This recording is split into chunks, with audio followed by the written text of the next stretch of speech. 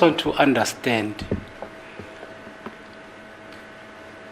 but I'll get to it as I'm getting with your evidence, because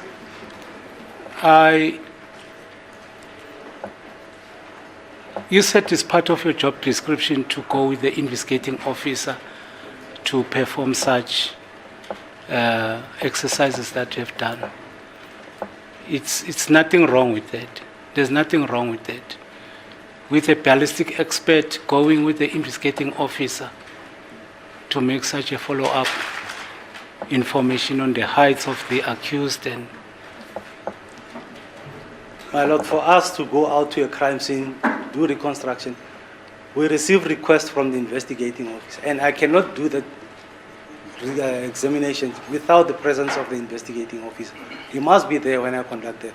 If he asks me, call me and ask me to assist with something, I would go and check. If it's possible for me to assist them, I will assist. And if it's not possible, I'll also tell him that it's not possible to get that. All right, no, it's fine. Let's now get into the date Brigadier Gininda called you, or if he called you or you talk with him regarding the suspect who was sentenced for a firearm. Can you relate on that? The suspect was... Sorry, let me just rephrase it. What actually led you to go to... What is that? Cleveland. What led you to go to Cleveland? Cleveland? Yes. My lord, after we went to accused number 3 at Johannesburg prison,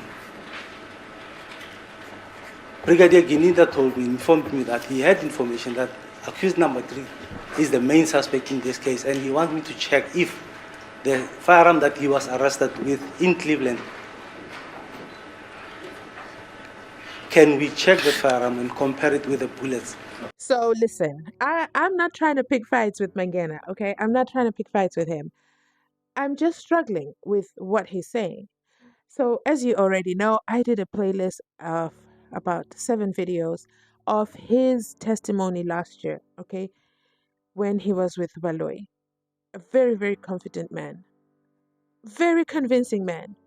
Sounds knowledgeable. Now, MNGOMEZULU asks him one question, and he is flaking. He is not confident. He is stuttering. He's not finishing his sentence. He seems to be struggling. And if we had any visuals on him, I would say he looks nervous. Unfortunately, we have to leave what he looks like to imagination because, wow. Now, let me tell you why I say this. He just said, okay? He literally just said, after we went to accused number 3 at the Joburg prison, Gininda told me he has info that accused number 3 is the main suspect in the Senzo trial. Okay, so this is how I imagine the call went. The way he's saying it, okay? Ring, ring, Gininda calls and says, hey, Colonel Mangena, Mr. Ballistic expert, I need you to come down to where? I need you to come down to the Johannesburg prison. Bring your measuring tape. And I need you to measure, there's a guy who we just arrested. I need you to take his measurements. And he says, say no more. I'll be right there. Gets in his BMW, turns on the blue lights, moves it fast, gets there, measures him. And then he finds out Ngube is what? His height is 1.63 meters. His shoulder level is 1.38. His elbow level is 1.06. You know what? He did it. He literally did what? He measured him. That is proof that he measured him. And then he tells us the story about how accused number 3 suddenly says, accused number 3 in this case, suddenly starts saying when he's asked to remove his shoes and socks, that he starts talking about, I got injured when I was playing soccer as a kid. And he just started muttering this, unprovoked. Okay? Colonel Mangena didn't ask him any questions. Accused number 3 just started having, word diarrhea and decided, this is what I want to say. Not a problem. I don't have a problem with that. This is what I have a problem with. This is what he literally just said. After he did all that, took all those measurements, made accused number 3 take off his socks, Gininda then tells him he has information that this guy is the main suspect in the Senzo trial. After or before? Which is it? Because now you're making it seem like it was an afterthought that you conveniently were at the Joburg prison. Okay, let's keep it moving. Then Gininda asked him to verify the firearm that he has been arrested with here in Cleveland and check it with the bullets. Now, let me know in the comment section down below if this sounds fishy or does it sound fishy. Those are your two options. Does it sound fishy or does it sound fishy? Because let me tell you something. This seems very convenient. Very, very, very convenient. You know what is inconvenient for them in this story? In this Nganegwane? Somebody's typed a message and said, what does Nganegwane mean? I am so sorry, guys. To those in my international community, Nganegwane means a fairy tale. You know, a story that is just difficult to believe. It is made up. It is fiction, okay? Like Disney, Mickey Mouse. You know what I mean. Okay. So let me know in the comment section your thoughts on that. But I also want to address one more thing. Guys, I put in a lot of work. I put in a lot of work in these videos, and I want to first of all take a moment to say, wow, thank you so much for over 1,300 likes. I couldn't even believe my eyes. I'm like, wait a minute. Are they coming in and liking the video right away? Oh my God. Thank you. That means the world to me. I know we always ask, but I want to say thank you so much. Thank you, especially to that person, this person right here. Thank you for doing the honorable thing, coming in, pressing the like button, hit play. Press the like button, hit play. If we get into that habit, oh my goodness, it would be so exciting, so exciting. Thank you. I really appreciate that, and I want you guys to know that. Now, I want to talk to the Red Pen Gang. And you're asking yourself, who's the Red Pen Gang? The Red Pen Gang is those guys who love to sit and wait for a mistake. Okay? Guys, you have to know something. Editing videos is not child's play, okay? It's a lot of work. It takes a lot of concentration. And I'm sure some of you can appreciate some of the recollections that I do. I put together what happened last year, a year ago, 365 days ago. Okay? I have to remember that. Goodness, I do. And I bring it back to the forefront when something happens. For example, when Mangena denies, okay, having seen Gininda at where? At the Pretoria and North prison. Okay? I try to put all this information together so that I make sure it's entertaining for you. And if there's any confusion, this is an entertainment channel, okay? It is not a professional institution of any form, okay? We do not conform to any rules except YouTube rules, okay? I conform to YouTube rules. But other than that, this is all my creativity. I come up with the creative ideas. Sometimes you guys give me ideas as well in the comment section, especially video titles. And I do try to let you know, oh my God, thanks for that tip. I feed off of your energy, and I'm an empath, okay? So I feed off of your energy in the comment section, and that helps me become creative. That's how my creative juices flow. And I know some of you are like, why are you telling us this? I made one mistake. One mistake. I said Mabena. Let me tell you something. The comment section went on fire. There was this one comment, and some comments honestly were correcting me from a place of, hey, you made this mistake. No problem. I don't mind comments like that. It's when the commenter seems to be riding this too hard. You're riding on this too hard, and you're going on borderline obsessive. One mistake, and you're ready to throw the toys at me. Come on, guys. Please practice grace, okay? I don't mind you correcting me, but let's be graceful with that. I made a mistake. I said my banner, okay? And my goodness, the Red Pen Gang, woo! They called me to order. But you know what? I still take it. I take it. I made a mistake. I said ma bena. Mangena. Do you guys hear how Mabena Mangena, Mabena Mangena? Do you guys hear? And I speak fast, so sometimes I could have made that mistake. Okay, I don't even know at which point that mistake is at. I'm not even going to go back when I have so much editing to do for you to figure out where did I make that mistake. Mangena, Mabena. But you know who doesn't say Mangena? And I haven't heard you guys make a scene over there in the live chat. It's Judge Rutter himself. Okay? Please practice some grace. I appreciate it. You know what? Thank you for coming to my TED Talk. But let's get back to the reason why we are all here. Mangena and his backtracking testimony, cross-examination with MNGOMEZULU, which is the math ain't mathing. For a scientist, Mr. Ballistic expert, I'm disappointed in you. What is going on? I hope that tonight you get some rest. I hope that when we resume tomorrow morning, you have gathered yourself. And don't forget, we know you brought your notebook. And because you brought your notebook unprovoked, nobody asked you to bring it, but you brought it. With Waloi, he would give you the time to flip through your pages and you quoted dates and times. So let me tell you something. Here on the Unfiltered channel, we believe you saw Ganinda on the 17th of June 2020. But the bigger question is, why are you saying you didn't see him? Why is it important to you to say you didn't see him when you told us last year you did? This is a pure question. I'm not trying to pick a fight, okay? I'm just asking an honest question. But you know what? Let's get back to MNGOMEZULU, because let me tell you something about MNGOMEZULU. Woo! He is a brilliant man. Guys, I haven't even got to talk about his body language yet because, wow, his body language is giving Mangena. Who do you think you are? You are a ballistic expert. We are You're the one who did the Oscar Pistorius case. Hello. You're internationally recognized. You're called over there at the DRC to check out the ministers, how he died. But here in Mzansi, here in South Africa, here in the Pretoria High Court, it's me, MNGOMEZULU, and you one-on-one. And let me tell you something, at the end of this cross-examination, you will give me the information I need. You know what? Let's get back to MNGOMEZULU. I do have criticism for MNGOMEZULU. I am disappointed.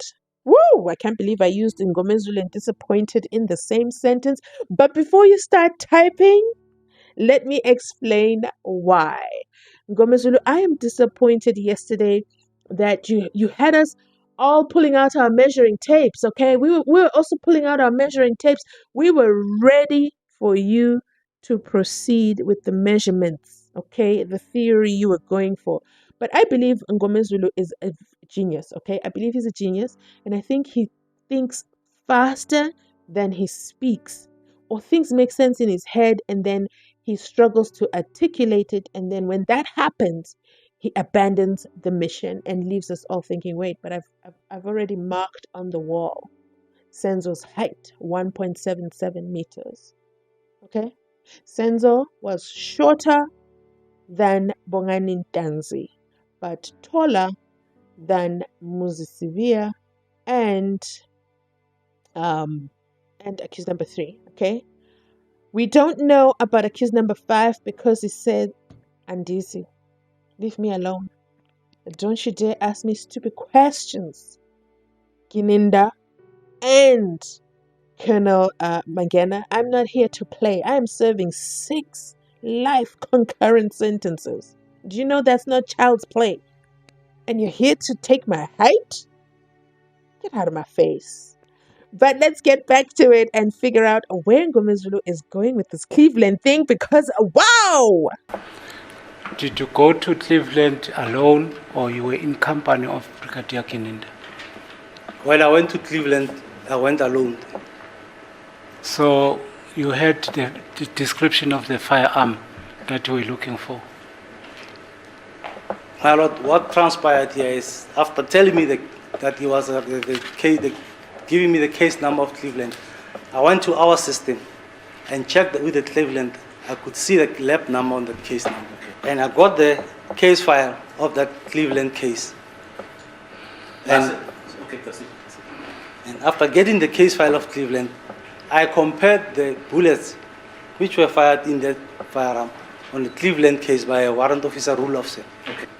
And when I compared the bullet from the crime scene, the Fort Loras crime scene, with the test on the Cleveland case, I could see some similarities, but because of the type of bullets which were in the Cleveland case, The bullets in the Cleveland case were the full metal jacket.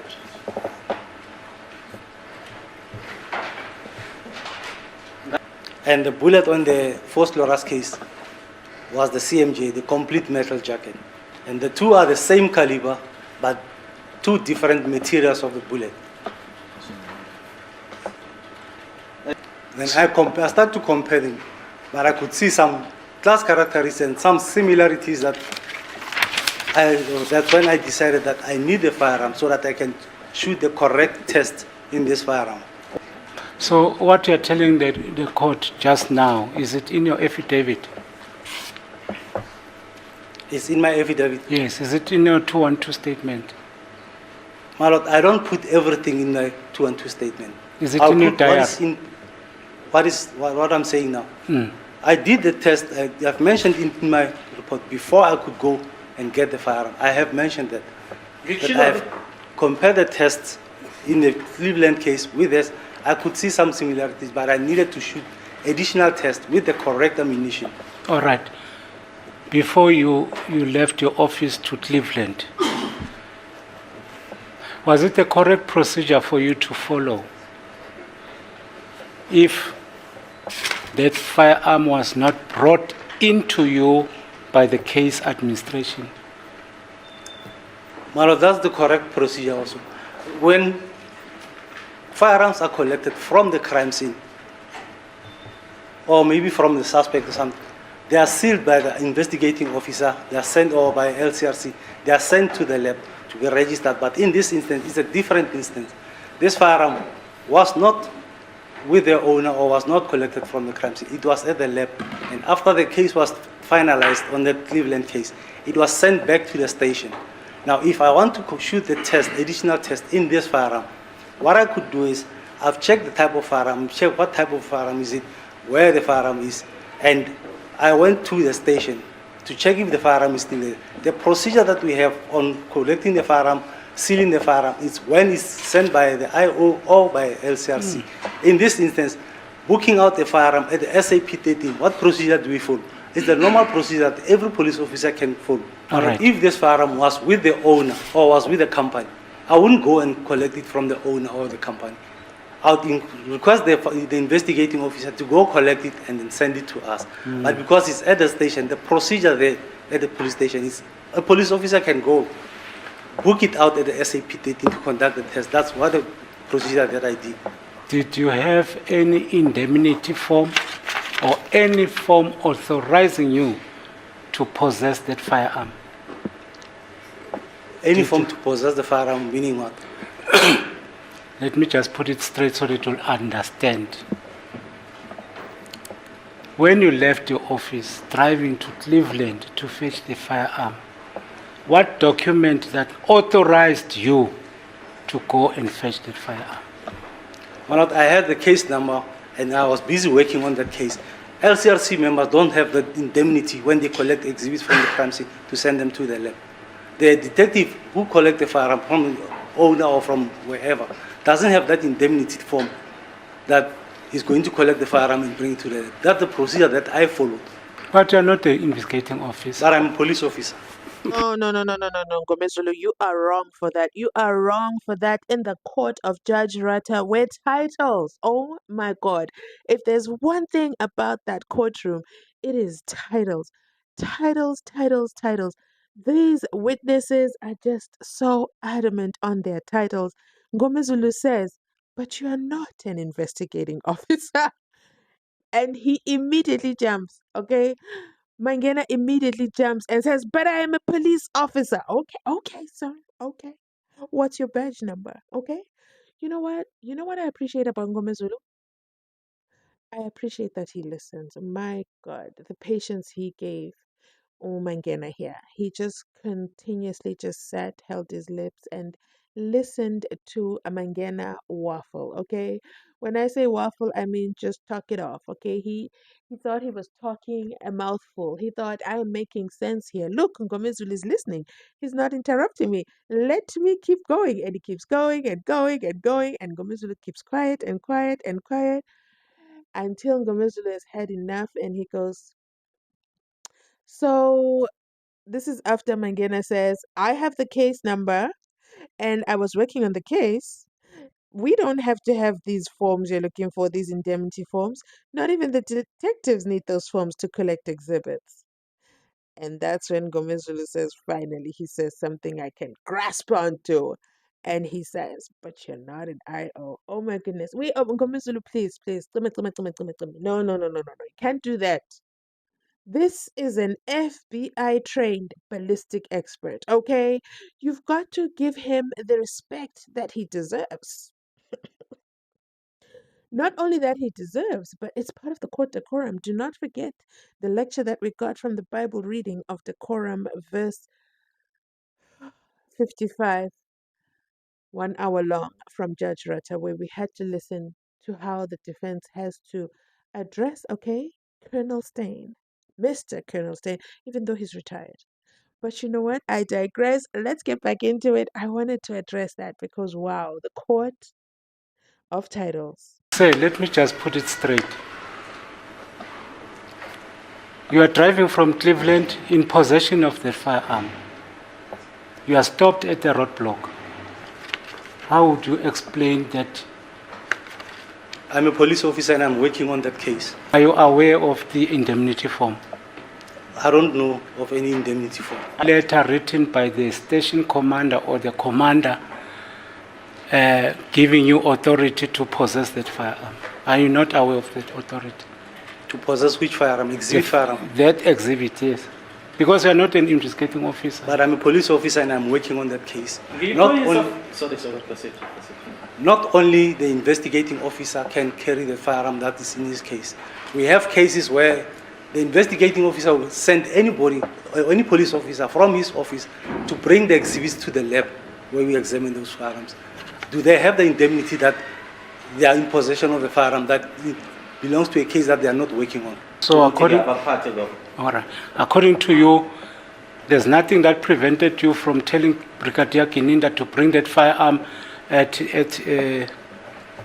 for testing at case administrators, and there's nothing that actually influenced you to go and take that firearm without the knowledge of, sorry, let me just put it this way, there's nothing that prevented you from informing Brigadier Kininda that you, on that particular day, you are going to fetch that firearm. There's nothing prevented you. My lord, I informed him before I go there. He knew that I was going to fetch the firearm there. So now let's get into we'll leave that for argument, because I can put it to you now that you were not authorized to possess the firearm. If you were stopped at the roadblock, you were going to be arrested for being in possession of an unlicensed firearm. My lord, I don't believe in that. That's true what you're saying, because you police now these days are doing as you please. You just carry firearms anyhow. Like now. That's a good case, my lord. I think that's an unfair, sweeping statement to make. Let me just justify what I was saying to you. For the first day, when the court asked our ballistic expert, you were standing with Brigadier Kininda there, next to each other. That's correct, my lord. And Dave was standing next to you. That's correct, my lord. The court asked, where is that firearm? Do you remember what Kininda said, Brigadier Kininda said? Can you recall? I can't recall that. He said that firearm is not there. He didn't bring the firearm. And then you grabbed him and said, no, there is a firearm. My lord, I think if I can recall, I can't recall exactly the words of Brigadier, but it was because of where the firearm is. I said, no, I have the firearm with me. No. Before you answered, say, Brigadier Kininda is the one who gave an answer first. Yes, but I told him that I have the firearm with me. Then you pay his attention and say, no, you've got the firearm. The investigating officer is not aware that you're in possession of a firearm. The court is asking the investigating officer. So, by law, are you telling me, or are you telling this court, that you have the authority to keep the exhibits of the court? My lord, there is a statement that Brigadier Kininda submitted that for safety reasons, I must keep the firearm with me because I've got a safe at the office. You can't leave it at the station. Anything can happen. So that firearm was not found from the safe where you collected it from Cleveland. At Was it Cleveland- not in a safe? At Cleveland. Yes. It was in a safe. What prevented you from taking it back to Cleveland? My lord, I took it back to Cleveland and Brigadier Gnindi booked it out at Cleveland. He said he's afraid, feel that it's not safe there, then I must keep it. He even submitted a statement and I wrote that I must keep the firearm. Ever since he booked it out at Cleveland, the firearm was with me. It was in my exhibit safe. And on that day that we were here with Dave, I brought the firearm. He was not aware that I brought the firearm to court. So there goes Ngomezulu. My goodness, I just wanted to say "Tsima," because what? With every sentence, it was like he was just hammering um Colonel Mangena 6 feet under. And with each hammer, it was 6 feet, then it became 12 feet, then it became 24 feet, and then now it's in infinity because he just left him there mid-sentence. Mid-sentence. And I love that he did that because it doesn't give him a chance to retract, fix it up, tidy it up, and put a pretty bow on it. No, no, no, no, no. You were standing here in court. You were standing right next to Brigadier Gininda. When the court said, "Where's the gun?" Gininda said, "He doesn't have it here." And you said, "No, no, no, it's right here." And I remember that moment. Let me know in the comment section down below if you remember that moment, because yes, it was quite a shocker that, wait a minute, is the gun there or not? Because nobody left the room, but suddenly the gun is there. It was like this. We went from no, it's not here to here it is. Do you know what I mean? That was pretty strange, and that was a brilliant catch from Ngomezulu, poking the holes in this defense, in the state's story. Wow, Mr. FBI trained, 30 years experience. Just goes about his day picking up guns from any stations that he feels like. No forms filled out as long as he's on the investigation. It's giving absolute power. It's giving, I'm a ballistic expert.